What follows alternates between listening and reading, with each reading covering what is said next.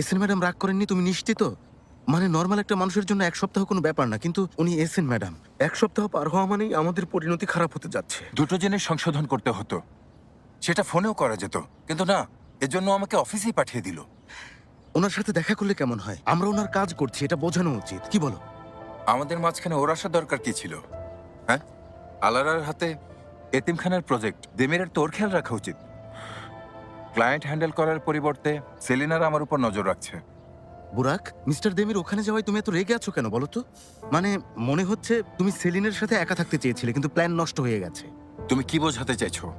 আজে বাজে কথা বলবে না বলছি। তাহলে আমাদের কাজে মনোযোগ দাও বুরাক, দয়া করে।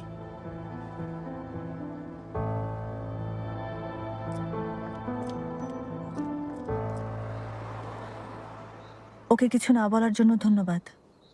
কি বলবো আমি? কিছু হয়েছে নাকি? Thank you. তুমি সত্যি খুব ভালো মানুষ। হ্যাঁ জানি। ঠিক আছে। গাছগুলো খুব সুন্দর, তাই না? ট্রি হাউস বানালে আরো বেশি সুন্দর লাগবে। ঘুড়ি উৎসবের আয়োজনও করা যায় এখানে, অনেক বাতাস আছে। আচ্ছা, তাহলে ঘুড়ি উৎসব এটা কোথা থেকে এলো? এমনি মাথায় এলো তাই বললাম। সেলিন সব নোট করে নিয়েছে। আমি এখন চলে যাই দিমির। ওকে, আসার জন্য অনেক ধন্যবাদ ভাই। ধন্যবাদ দেওয়ার দরকার নেই। Bye bye saline. কফির জন্য ধন্যবাদ। Your welcome.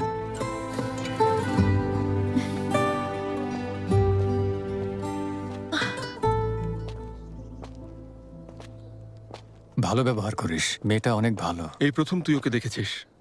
সরি, দ্বিতীয়বার। ও তোর গ্রিন হাউসে আমার জন্য ফুল কিনতে গিয়েছিল। বাই দ্য ওয়ে, সেদিনের সেই গাছটি তুই ওকে দিয়েছিস, চিনতে পেরেছি। ভালো।